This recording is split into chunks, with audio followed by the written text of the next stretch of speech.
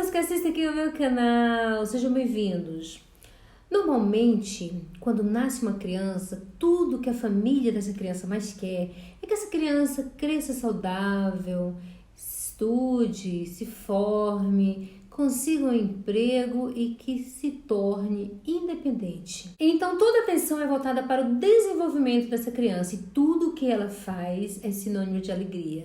Os primeiros passos, as primeiras palavras, as brincadeiras, o primeiro sorriso, tudo é sinônimo de alegria. Então essa criança é observada o tempo todo pela família e quando chega a hora de ir para a escola, ela é mais observada ainda. Por quê? Porque existe ali uma comparação com as outras crianças. E é exatamente nessa comparação que os professores conseguem perceber que existe algum tipo de problema com algum tipo de criança. Talvez os pais, ou o pai ou a mãe já tinha até percebido, mas preferiu acreditar que era normal. Talvez seja até uma fuga, mas quando o pai ou a mãe recebe o diagnóstico de autismo, leva o maior susto. Por quê? Porque é aí que ele vê a gravidade da situação. Mas o que é ser um autista? O autista ele nasce com um transtorno neurobiológico, ou seja, é uma alteração no desenvolvimento. E essa alteração no seu desenvolvimento faz com que ele tenha dificuldade em relacionamento com pessoas e no meio ambiente ali onde ele vive. Então, basicamente, o autista é uma pessoa que vai precisar de ajuda, de muita ajuda, né? Da família, das pessoas que estão ali por perto, para seu desenvolvimento e também para superar suas limitações. E como saber que a pessoa ali do seu lado apresenta autismo? Né? Você teve um filho e você quer saber se o seu filho apresenta autismo. Como saber? Existem vários fatores, mas cada caso deve ser avaliado. Por quê? Porque existe vários tipos de autismo. Então é importante observar algumas características. Por exemplo, uma criança autista ela não consegue olhar no olho das pessoas. E se olhar, normalmente ela olha e tira o olho muito rápido. Por quê? Porque para ela é muito difícil olhar no olho das pessoas. Então ela vai olhar no seu olho e vai tirar o olhar imediatamente. O desenvolvimento da linguagem também é diferente, mas é importante lembrar que todo autista apresenta características diferentes, nunca é igual. Alguns, por exemplo, não conseguem criar e sequencializar os sons da fala, que é o caso da apraxia. Mas o que é apraxia? A apraxia é um distúrbio neurológico motor da fala em crianças. Ela até sabe o que quer comunicar, mas o seu cérebro falha ao programar a sequência dos movimentos da mandíbula, dos lábios, da língua, ao produzir sílabas, palavras e frases, ou seja, a criança até compreende a linguagem, mas ela não consegue expressar corretamente. Um pouco diferente do autista, né? Porque o autista ele tem como característica o atraso ou dificuldade no desenvolvimento da fala e ele também tem dificuldade de iniciar e manter um diálogo. Então isso quer dizer que a apraxia ela pode ser associada ao autismo, mas uma condição não elimina a outra. Por quê? Porque o autista ele pode ou não ter apraxia da fala e vice-versa. Outra coisa que você deve observar é se o seu filho responde quando é chamado. Por acaso já aconteceu de você chamar o seu filho mais de uma vez e ele nem se mexer, como se não fosse com ele, e você chegou até a pensar que ele era surdo? Outra característica de autista é quando ele fica fazendo movimentos repetitivos, sem motivo aparente. Os movimentos mais comuns é quando a criança faz movimentos com as mãos soltas, ou pode mexer só com uma mão, ou pode mexer também o tronco para frente, para trás, ou também mexe com os dedos de formas diferentes.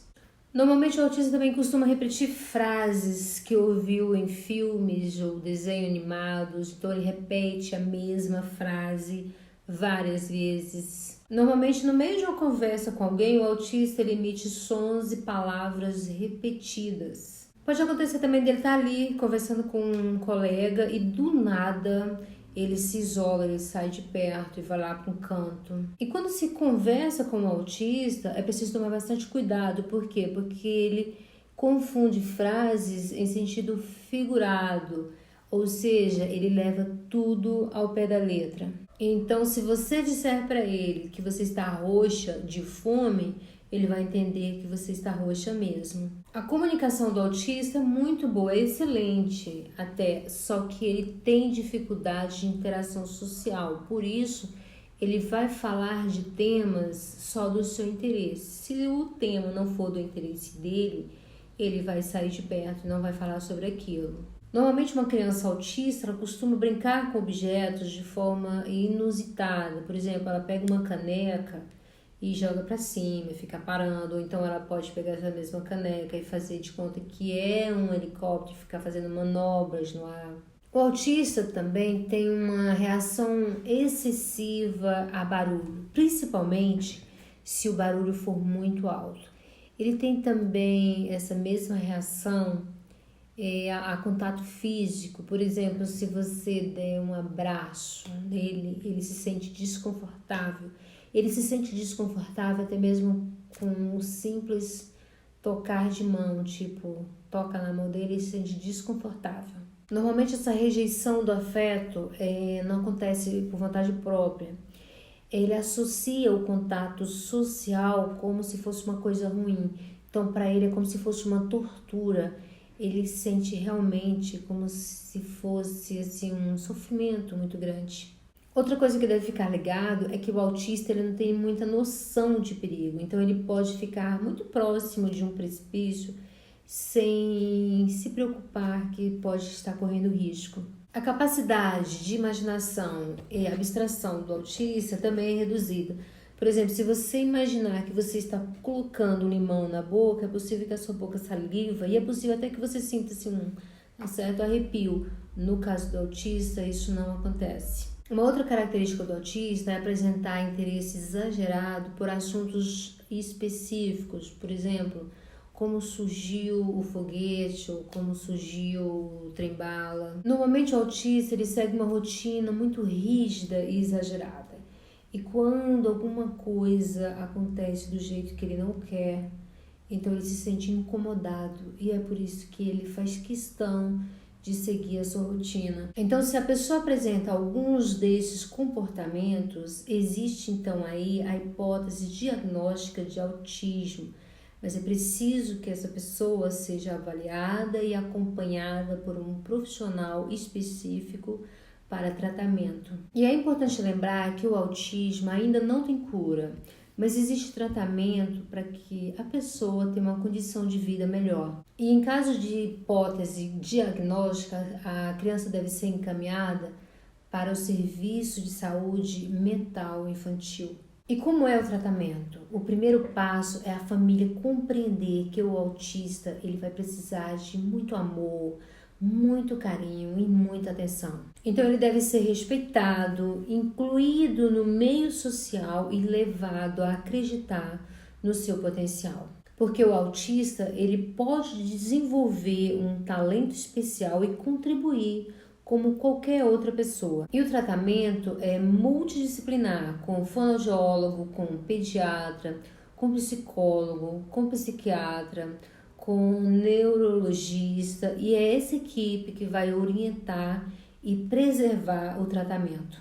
Sem falar que a família e a escola são duas coisas muito, mas muito importantes na vida diária do autista. E quanto mais cedo a criança for diagnosticada, vai ser melhor para o desenvolvimento da criança, porque ela vai receber as recomendações médicas e psicológicas e passar a ter uma vida adaptada às suas condições. E para você que ficou comigo aqui até o final, agora é hora de você dar o joinha, se inscrever no meu canal e compartilhar esse vídeo com todas as pessoas que você conhece.